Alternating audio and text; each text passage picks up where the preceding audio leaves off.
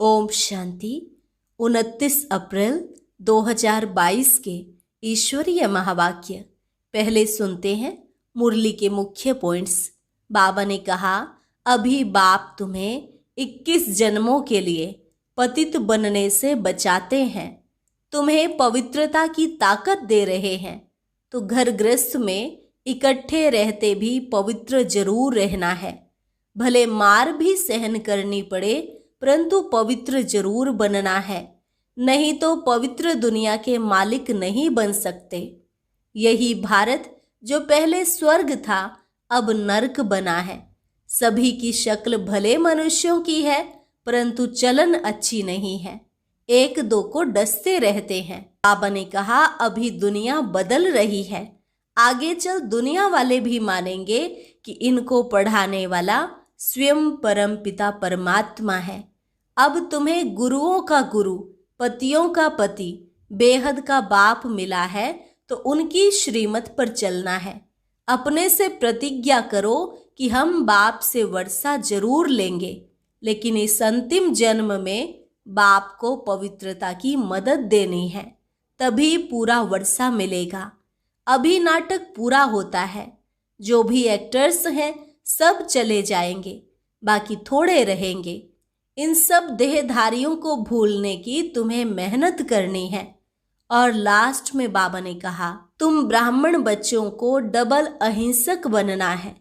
तुम कोई भी प्रकार की हिंसा नहीं कर सकते, क्योंकि अभी सतयुग में जा रहे हो जहां कोई हिंसा नहीं होती। और अब सुनते हैं महावाक्यों को विस्तार से।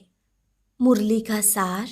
मीठे बच्चे, कुछ भी सहन करना पड़े, लेकिन इस अंतिम जन्म में पवित्र जरूर बनना है। बाप को पवित्रता की ही मदद चाहिए।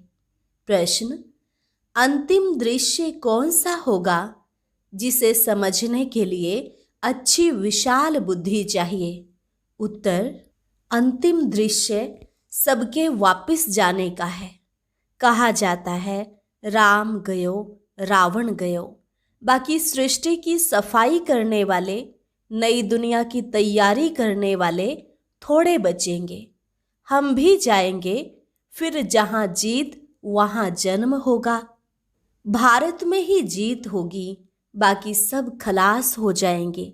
राजाएं आदि जो धनवान होंगे वह बचेंगे, जिनके पास हमारा जन्म होगा। फिर हम सृष्टि के मालिक बनेंगे। यह समझने के लिए विशाल बुद्धि चाहिए। गीत, नयनहीन को राह दिखाओ प्रभु। ओम शांति। बच्चों ने गीत सुना, कहते हैं, हे प्रभु हम अंधे हैं, दर दर पग पग ठोकरें खाते रहते हैं। अपने को आप ही कहते हैं कि हम अंधे की औलाद अंधे हैं। हे प्रभु आओ। गुरुओं के दर, मंदिरों के दर, नदियों के दर पर धक्के खाते रहते हैं। अर्थ तो नहीं जानते कि हमारा वह बाप है। प्रभु को भी अनेक नाम दे दिए हैं। कहते हैं निराकार नाम रूप से न्यारा है। अब नाम रूप से न्यारी तो कोई चीज होती नहीं। तुम कहते हो परम पिता परमात्मा कब नाम रूप से न्यारा हो सकता है क्या? मनुष्य यह तो आपे ही गाते रहते हैं कि हम अंधे हैं। बाप आकर जब रास्ता बताते हैं तो सज्जे हो जाते हैं। बाप जो ज्ञान का सागर है वह तुम बच्चों को पढ़ाते हैं, मुक्ति जीवन मुक्ति का रास्ता बताते हैं।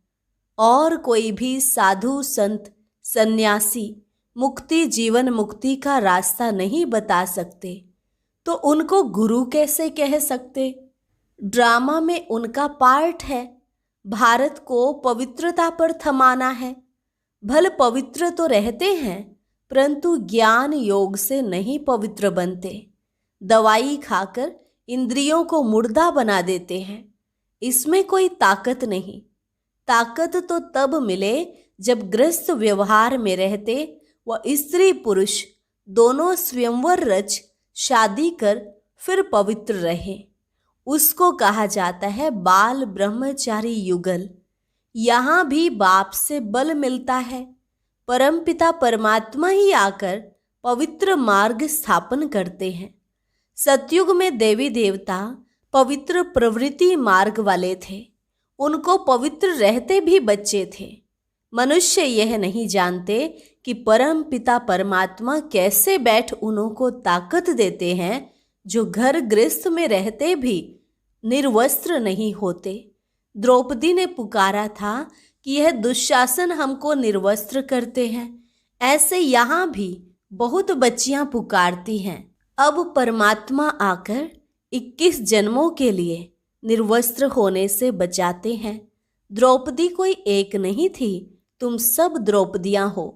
तुम बच्चों को शिक्षा मिलती है।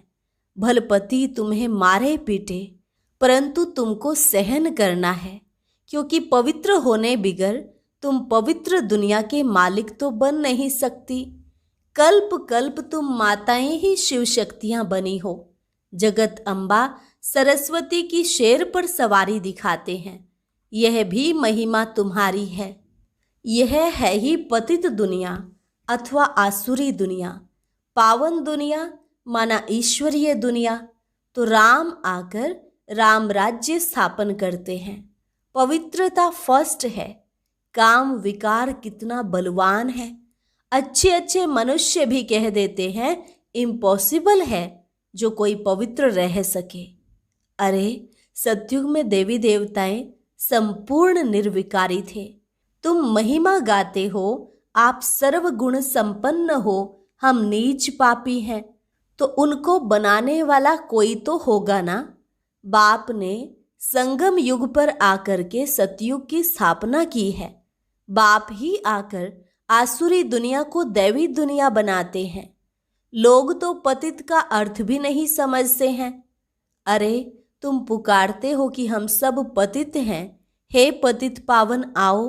भारत पवित्र था तो डबल सिरताज था। अब तुम हरे की बायोग्राफी को भी जानते हो। अब तुम बाप के बने हो, तुमको गॉड फादर ही बुद्धि में याद आता है। वह बाप निराकार है, परम धाम में रहने वाले हैं। ऐसे बाप को बिल्कुल नहीं जानते। मनुष्य इस समय बहुत दुखी है। मौत का डर कितना लगा रहता है। अब बाप कहते हैं मौत सामने खड़ा है। पहले खून की नदियां बहेंगी, फिर दूध की नदियां बहेंगी। अब बाप तुमको विषय सागर से निकाल क्षीर सागर में ले जाते हैं।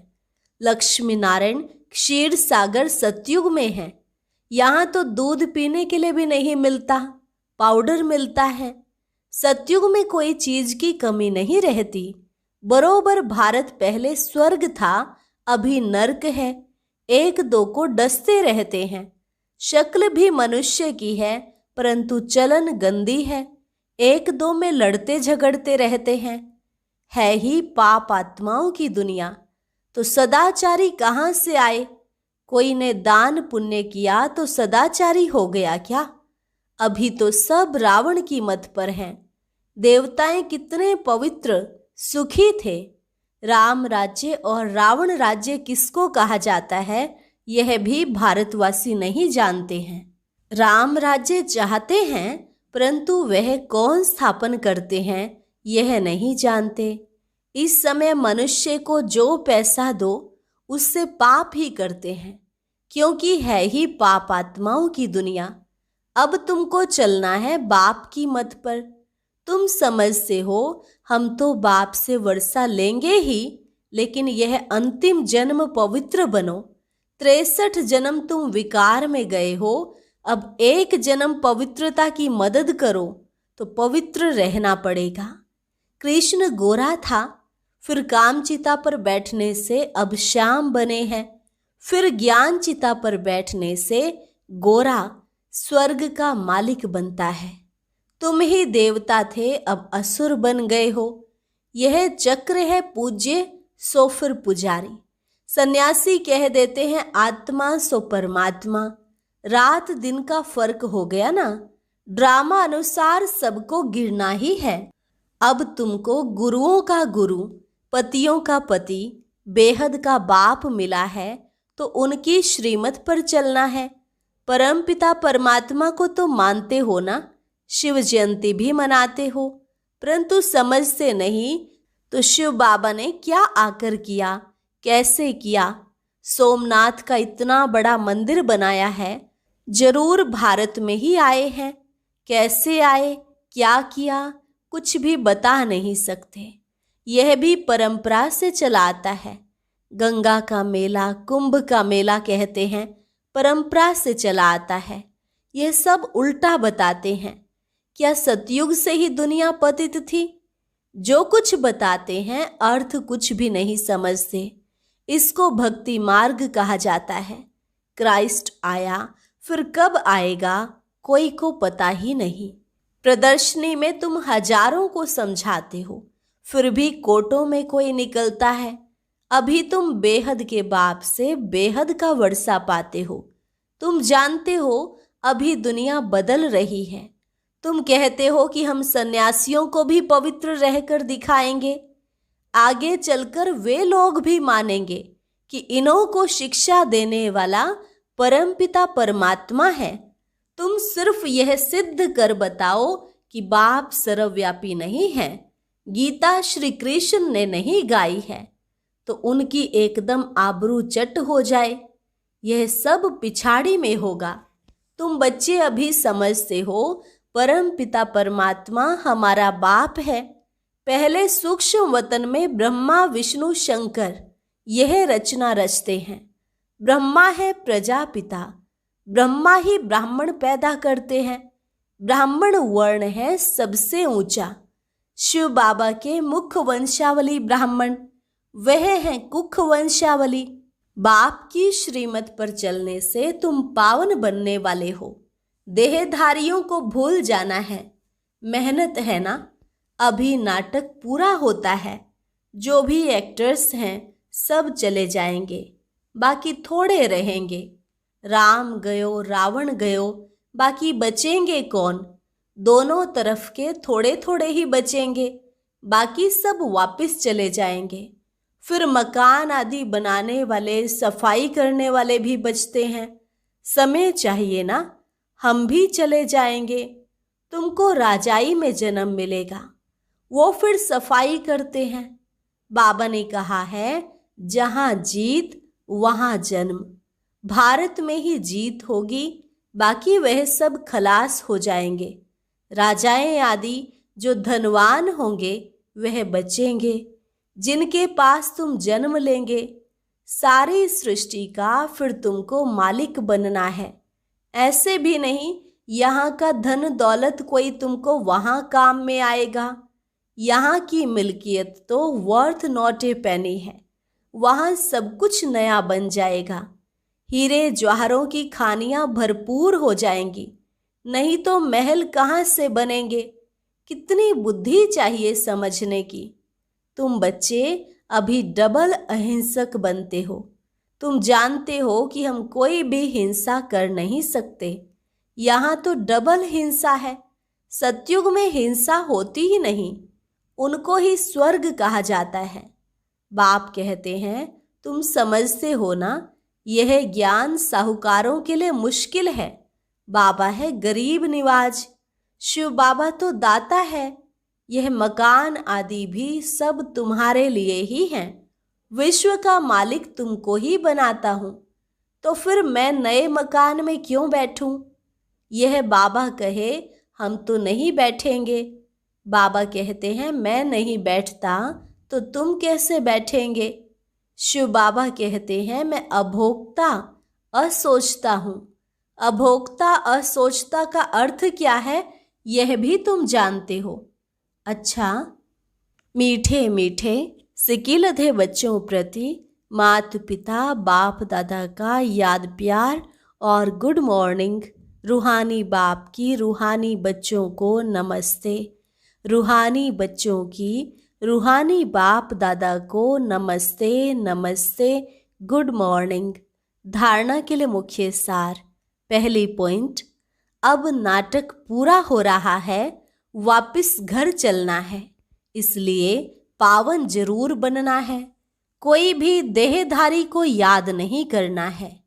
दूसरी पॉइंट, बाप से बल लेकर इस अंतिम जन्म में स्त्री पुरुष साथ रहते भी पवित्र बनकर दिखाना है। बेहद का बाप मिला है तो उसकी श्रीमत पर जरूर चलना है। वरदान, अपने देवताई संस्कारों को इमर्ज कर दिव्यता का अनुभव करने वाले, व्यर्थ से इनोसेंट अविद्या स्वरूप भव। अपने देवताई संस्कारों को इमर्ज कर दिव्यता का अनुभव करने वाले, व्यर्थ से इनोसेंट अविद्या स्वरूप भव। जब आप बच्चे अपने सतयुगी राज्य में थे तो व्यर्थ व माया से इनोसेंट थे, इसलिए देवताओं को सेंट व महान आत्मा कहते हैं। तो अपने वही संस्कार इमर्ज कर व्यर्थ के अविद्या स्वरूप बनो। समय, श्वास, बोल, कर्म सब में व्यर्थ की अविद्या अर्थात इनोसेंट। जब व्यर्थ की अविद्या होगी तब दिव्यता स्वतः और सहज अनुभव होगी। इसलिए यह नहीं सोचो कि पुरुषार्थ तो कर रहे हैं, लेकिन पुरुष बन इस रथ द्वारा कार्य कराओ। एक बार की गलती दोबारा रिपीट ना हो। स्लोगन, रूहानी गुलाब वह है जो कांटों के बीच में रहते भी न्यारे और प्यारे रहते हैं। रूहानी गुलाब वह है जो कांटों के बीच में रहते भी न्यारे और प्यारे रहते हैं। और अभी है मातेश्वरी जी के अनमोल महावाक्य। कई मनुष्य प्रश्न पूछते हैं कि क्या सबूत है कि हम आत्मा हैं। अब इस पर समझाया जाता है, जब हम कहते हैं अहम आत्मा उस परमात्मा की संतान है, अब यह है अपने आप से पूछने की बात। हम जो सारा दिन मैं कहता रहता हूँ वह कौन सी पावर है, और फिर जिसको हम याद करते हैं वो हमारा कौन है। जब कोई को याद किया जाता है तो जरूर हम आत्माओं को उन्हों द्वारा कुछ चाहिए। हर समय उनकी याद रहने से ही हमको उस द्वारा प्राप्ति होगी। देखो, मनुष्य जो कुछ करता है जरूर मन में कोई न कोई शुभ इच्छा अवश्य रहती है। कोई को सुख की, कोई को शांति की इच्छा है। तो जरूर जब इच्छा उत्पन्न होती है तो अवश्य कोई लेने वाला है, और जिस द्वारा वो इच्छा पूर्ण होती है वो अवश्य कोई देने वाला है। तभी तो उनको याद किया जाता है। अब इस राज को पूर्ण रीति से समझना है। वह कौन है? यह बोलने वाली शक्ति मैं स्वयं आत्मा हूँ, जिसका आकार ज्योति बिंदु मिसल है। जब मनुष्य स्थूल शरीर छोड़ता है तो वो निकल जाती है, भली आँखों से नहीं दिखाई पड़ती है। अब इससे सिद्ध है कि उसका स्थूल आकार नहीं है, परंतु मनुष्य महसूस अवश्य करते हैं कि आत्मा निकल गई, तो हम उसको आत्मा ही कहेंगे, जो आत्मा ज्योति स्वरूप है। तो अवश्य उस आत्मा को पैदा करने वाला परमात्मा भी उसके ही रूप माफिक होगा। जो जैसा होगा उनकी पैदाइश भी वैसी होगी। फिर हम आत्माएं उस परमात्मा को क्यों कहते हैं कि वो हम सर्व आत्माओं से परम है? क्योंकि उनके ऊपर कोई भी माया का लेप छेप नहीं है। बाकी हम आत्माओं के ऊपर माया का लेप छेप अवश्य लगता है, क्योंकि हम जन्म मरण के चक्र में आती हैं। अब यह है आत्मा और परमात्मा में फर्क। अच्छा, ओम शांति। और अब सुनते हैं आज का अव्यक्त ज्ञान मोती। ये एक बहुत संस्कारितापूर्ण वीडियो है, जरूर देखें, कोई भी मिस ना करे।